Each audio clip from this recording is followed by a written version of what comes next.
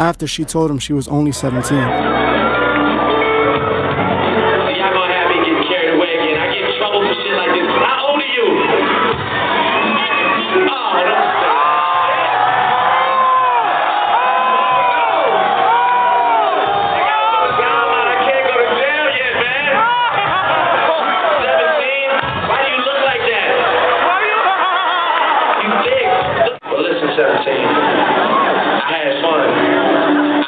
Feel guilty or not, but I had fun. I like the way your breasts feel against my chest. It's been I just want to thank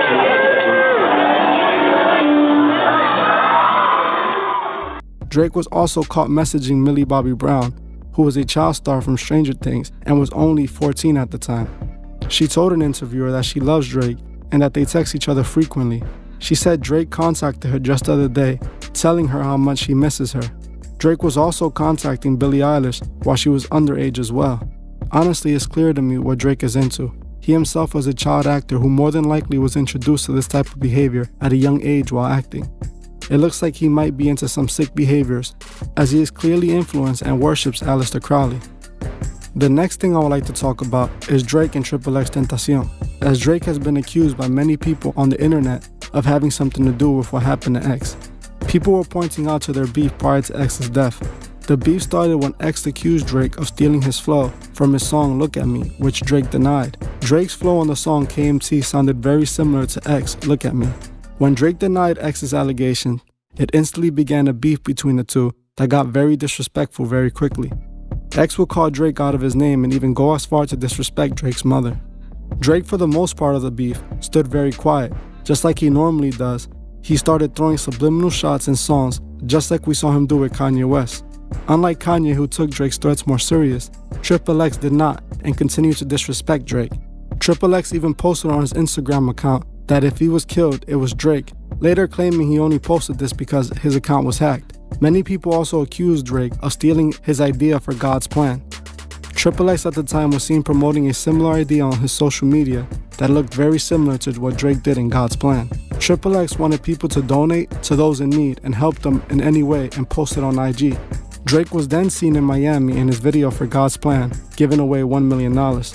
What is odd about this is Drake is not from Miami and instead is from Toronto. XXX is from Miami, so why would Drake go to Miami and donate money? Why not to Canada or Houston, the two places where he actually is from? After XXX passed, everybody was pointing out a specific scene in Drake's song Sicko Mode with Travis Scott, where it appears that someone who resembles rapper XXX had a meteor fall from the sky and kill him. The person who was seen being crushed does look similar to XXX in my opinion. With what I know about Drake's obvious connection to Aleister Crowley, I wouldn't put it past him. In my opinion, it does seem like Drake might have something to do with it. Drake is a smart person, and this is why I think he is capable of taking calculated moves in order to remove a threat out of his way. XXX was disrespecting Drake and his mother, trying to damage Drake's image. X was only a few months in the industry while Drake was already a vet and the biggest name in the industry. Drake has the means to put a hit on X if he truly wanted to, like he raps at the beginning of Sicko Mode. It's interesting that he rapped that his dogs would do him for a Louis belt. XXX was killed and was robbed for his Louis bag full of money.